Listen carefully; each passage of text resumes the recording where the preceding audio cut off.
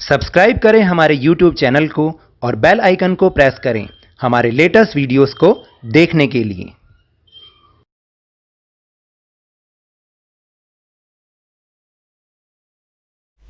Hello and welcome to Lavneesh Sir की class. This is Directorate of Education GNCT of Delhi's worksheet number 28, and it is only for class 6 students. It has taken from the subject English, and we will learn and understand the topic pronouns in this worksheet.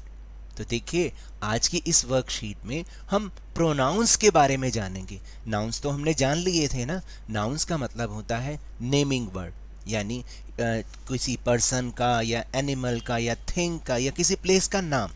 लेकिन आज की इस worksheet में हम उसके आगे जानेंगे कि प्रोनाउंस क्या होते हैं। So now let's start and understand with me. Do you know repeating nouns can make a sentence sound odd, यानी आप ये समझते हैं कि बार बार हम जब नाउन का यूज़ करते रहते हैं ना, तो वो जो सेंटेंस की साउंड आती है, सेंटेंस सुनने में अच्छा नहीं लगता।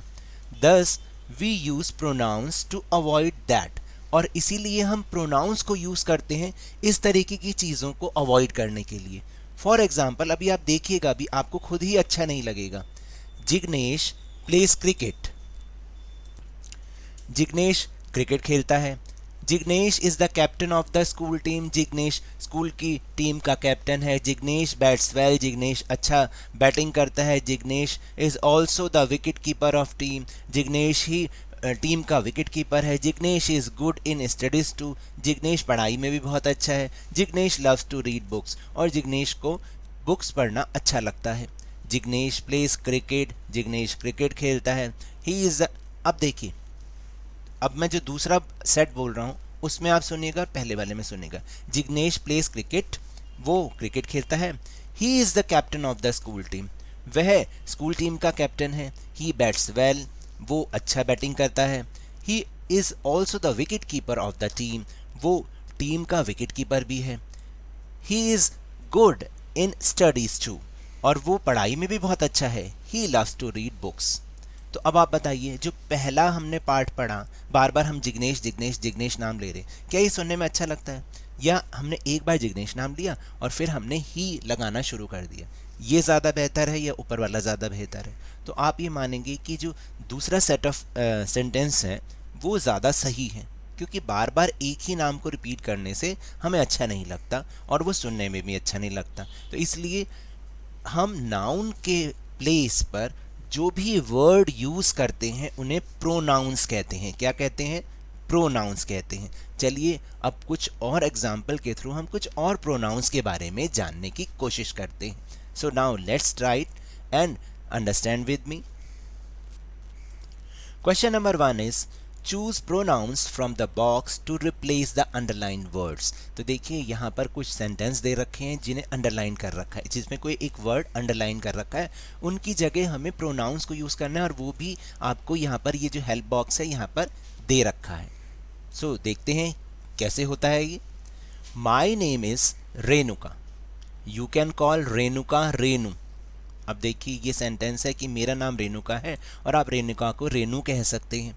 तो ये अच्छा नहीं लगा ना, बार बार रिपीट हो रहा है, तो इसकी जगह हम कौन सा प्रोनाउन लेंगे? मी।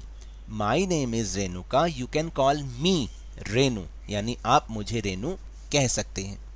Second is the baby was crying because the baby was hungry. भाई बेबी रो रहा है क्योंकि बेबी भूखा है, बार बार हम फिर वही बेबी यूज़ कर रहे हैं। तो इसकी जगह हम ये लगा सकते हैं कि मान लीजिए हमने बेबी को ही मान लिया, तो the baby was crying because he was hungry, क्योंकि वह भूखा है। बार बार ये नहीं कि बेबी भूखा है, बेबी रो रहा है, बेबी भूखा, तो बेबी रो रहा है क्योंकि वो भूखा है।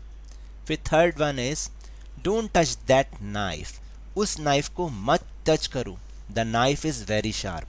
अब इसमें क्या चेंज करना है? द नाइफ बार बार आ रहा है, तो इसको हम, नाइफ क्या होता है? नॉन लिविंग थिंग होती है, तो उसकी जगह हम इट यूज़ करते हैं। क्या यूज़ करते हैं? It. Don't touch that knife, it is very sharp, यह बहुत ही पैना है, बहुत शार्प है। Fourth one is I invited Anu, Ram and Geeta to the party. मैंने अनु, राम और गीता को पार्टी के लिए इनवाइट किया है, but Anu, Ram and Geeta did not come. देखिए फिर दोबारा से तीनों नाम रिपीट किए। अब जब एक से ज़्यादा जने लोग होते हैं ना, एक से ज़्यादा जने होते हैं, तो उनके लिए हम दे यूज़ करते हैं। क्या यूज़ करते हैं? दे। तो यहाँ पर आ जाएगा I invited Anu, Ram and Geeta to the party but they did not come. क्योंकि हम बोलेंगे कि मैंने तो उन्हें इन्वाइट किया लेकिन वे नहीं आ रहे। वह एक व्यक्ति के लिए और वे एक से ज़्यादा व्यक्तियों के लिए। Fifth is James plays basketball. James basketball खेलता है। James also plays tennis. तो जेम्स की जगह जेम्स क्या है? लड़का है। लड़कों के लिए हम ही लगाते हैं। याद रखिएगा हम क्या लगाते हैं? ही लगाते हैं। तो यहाँ पर आ जाएगा ही ऑल्सो प्लेज टेनिस।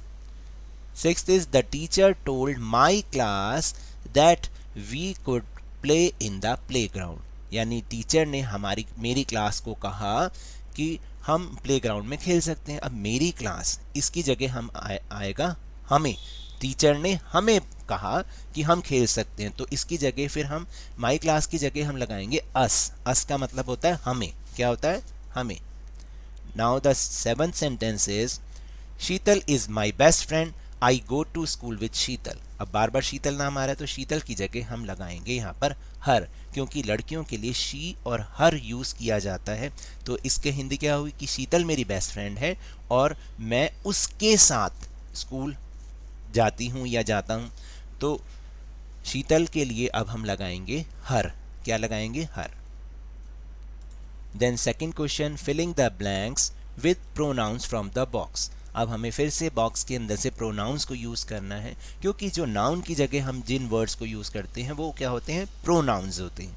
जैसे हु इज़ दैट बॉय। हमने एक क्वेश्चन किया हु इज़ दैट बॉय, यह लड़का कौन है। तो इसमें ही आएगा या शी आएगा? मैंने अभी आपको समझाया था, लड़कों के लिए ही आता है, तो he is Rohit. Second is who is that girl, यह लड़की कौन है, वह लड़की कौन है। तो लड़कियों के लिए क्या आएगा? शी आता है। क्या आता है? शी इज मीना, वह मीना है। Third is who are they, वे कौन है। वह और वे दोनों में अंतर है। वह एक के लिए और वे एक से ज़्यादा जनों के लिए। तो हु आर दे, यहाँ पर आएगा दे। वे कौन है? They are my uncle and aunt, यानी एक से ज़्यादा जने हैं ना। तो इसी तरह से फोर्थ क्वेश्चन बना वेयर डू दे लिव, वे कहाँ रहते हैं। तो हम यहाँ से भी दे को ही चूज करेंगे। दे लिव इन दिल्ली, वे दिल्ली में रहते हैं। फिर fifth one is the children are playing in the rain.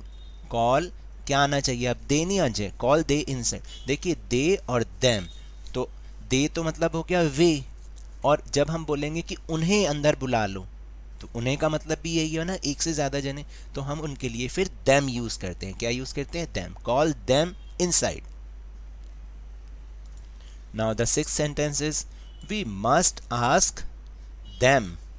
दे नहीं आएगा, देम आएगा, कि हमें उनसे पूछना, उनको कहना चाहिए टू कम इनसाइड फास्ट, अंदर जल्दी आने के लिए। अदरवाइज यहाँ पर आएगा दे, अदरवाइज अन्यथा वे माइट फॉल सिक, वो वे जो है बीमार भी पड़ सकते हैं। जब हम उन्हें बोलते हैं तो देम लगाते हैं, और वे बोलते हैं, ये दोनों ही एक से ज़्यादा जनों के लिए होता है, तो दे यूज़ करते हैं। तो दे और देम एक से ज़्यादा लोगों के लिए यूज़ किया जाता है। So now that's all for this worksheet. अगर मेरे इस तरह समझाने से आपको थोड़ा सा भी समझ में आया हो तो इस चैनल को ज़्यादा से ज़्यादा सब्सक्राइब कीजिए, लाइक कीजिए और बहुत ज़्यादा शेयर भी कीजिए। और हाँ, मेरे साथ इसी तरह वर्कशीट को समझते रहिए, लेकिन ध्यान और मन लगाकर पूरी मेहनत और लगन के साथ पढ़ते रहिए। And if you want to defeat corona virus then please wear a mask, क्योंकि जब तक दवाई नहीं तब तक कोई ढिलाई नहीं। Thank you very much.